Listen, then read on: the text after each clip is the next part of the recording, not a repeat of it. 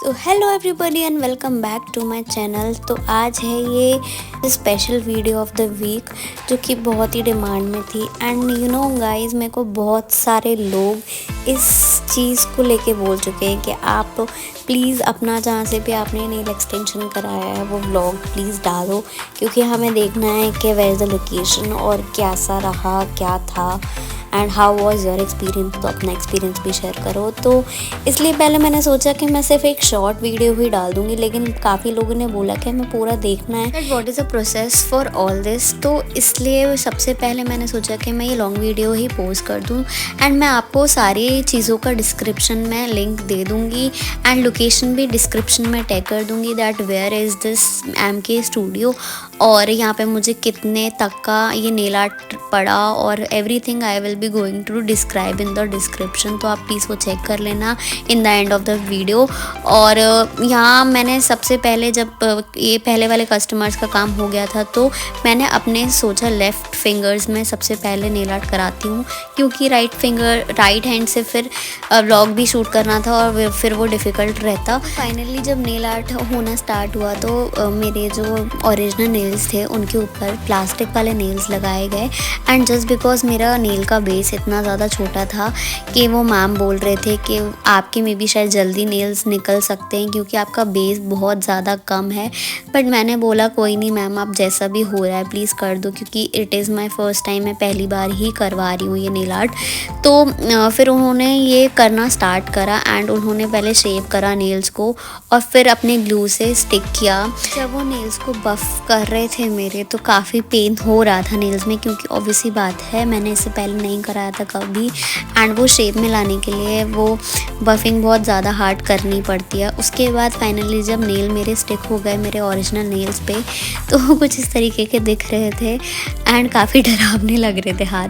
फिर उसके बाद उन्होंने धीरे धीरे करके सारे नेल्स को स्टिक करा और सबसे छोटे वाले साइज़ वाले नेल स्टिक करे थे उन्होंने।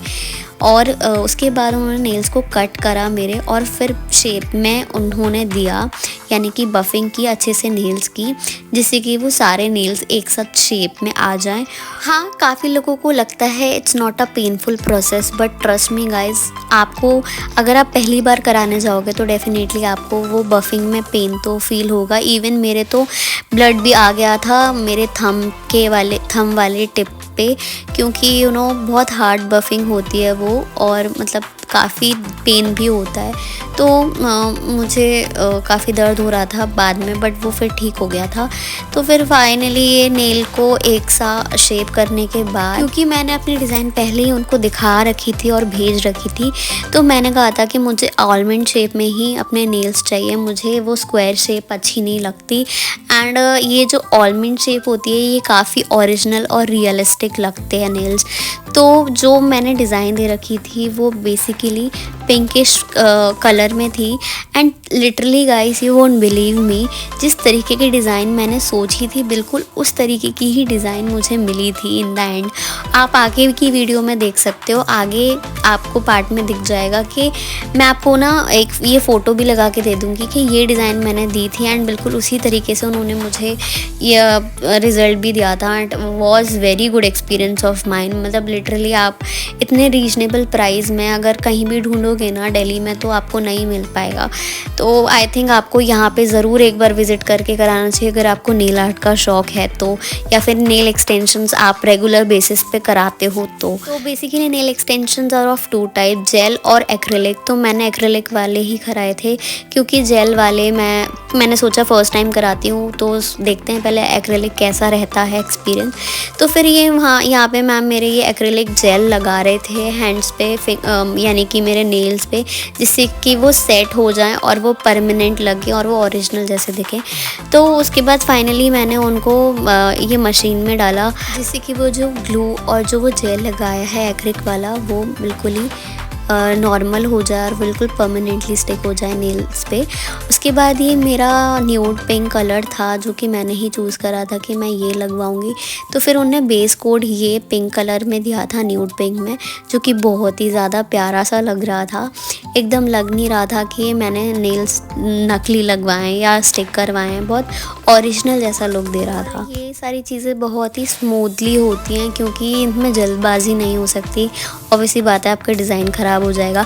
एंड हाँ, मेरे आप देख सकते हो थंब में थोड़ा सा ब्लड आ रहा है, तो ये मेरे लग चुकी थी इतना ज़्यादा बफिंग से। उसके बाद ना मेरे को ये स्पार्कल वाला नेल आर्ट कराना था अपने नेल्स पे। तो मैंने सोचा था पहले कि मैं पिंक स्पार्कल डलवाऊंगी, बट उन्होंने बोला कि पिंक ज़्यादा अच्छा नहीं लगेगा क्योंकि सब कुछ पिंक पिंक हो जाएगा तो वो ऑड लगेगा, तो you should try this silver sparkle. तो मैंने सोचा ओके, आपको ज़्यादा नॉलेज है तो आप अपने हिसाब से कर दो।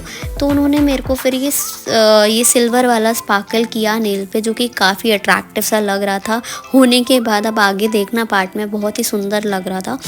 एंड मैंने भी उनको बोला कि हाँ, शायद मैं अगर पिंक कराती तो इतना अच्छा नहीं लगता, ये सिल्वर बहुत ज़्यादा अच्छा लग रहा है।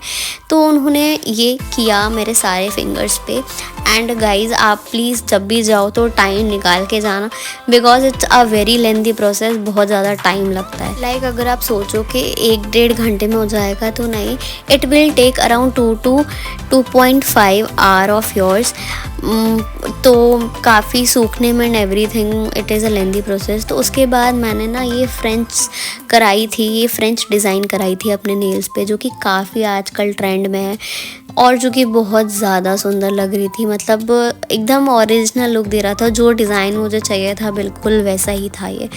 तो उन्होंने फिर ये फ्रेंच डिज़ाइन जब दिया, उसके बाद एकदम अलग सा ही दिख रहे थे मेरे नेल, एकदम प्यारे से ही लग रहे थे। फिर मैंने उनको अगेन मशीन में डाला एंड मशीन में काफ़ी हाथ गर्म हो जाता है आप ज़्यादा देर तक रखो, बट ठीक है, इट्स ओके। तो उसके बाद उन्होंने सारे नेल्स पे ये किया। और ये जो उनकी नेल पेंट्स होती हैं ना, ये परमानेंट होती हैं। तो अगर आपको डर लगे कि मैं को काफ़ी काम करना रहता है घर पे और मतलब मैं कैसे हैंडल करूँगी, तो ट्रस्ट मी गाइज, कुछ भी नहीं होगा। लाइक ये पूरा इनका जो टाइम पीरियड होता है नेल्स चलने का, वो पूरा 1 मंथ तक का होता है।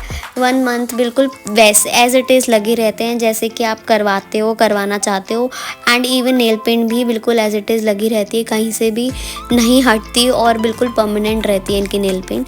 तो आपको डरने की कोई भी ज़रूरत नहीं है, आपकी नेल पेंट को कुछ नहीं होगा। क्योंकि अब ये जो मैं वीडियो डाल रही हूँ, मुझे करवाए हुए भी 10 डेज से ऊपर हो चुके हैं एंड मेरे नेल्स एज इट इज़ हैं जैसे मैं करवा कर आई थी, कुछ भी नहीं बिगड़ा है उनका। मेरा एक्सपीरियंस इतना अच्छा रहा, ट्रस्ट मी। आप दिल्ली में जाओगे, आपको 2000-3000 से स्टार्टिंग मिलेगी। बट अगर आप यहाँ पे MK नेल स्टूडियो में जाते हो तो डेफिनेटली आपको डिस्काउंटेड प्राइस पे एज इट इज़ डिज़ाइन मिलेगा, जैसा आप चाहते हो बिल्कुल वैसा आपको रिजल्ट मिलेगा। तो फाइनली मेरा डिज़ाइन कंप्लीट था और मेरा रिजल्ट भी बिल्कुल परफेक्ट था। उसके बाद उन्होंने बर्फिंग थोड़ी सी और की नेल्स की, क्योंकि जो स्पार्कल था वो थोड़ा उठा सा लग रहा था। तो उसके बाद ट्रांसपेरेंट नेल पेंट भी पुट किया दोबारा से एंड फिर वापस से मैंने मशीन में नेल्स को सुखाया and that was the final look. Guys, video पसंद आई हो तो लाइक शेयर सब्सक्राइब ज़रूर करें मेरे चैनल को एंड ऐसी वीडियोज़ मैं आगे भी लाती रहूँगी। That's for it, bye bye.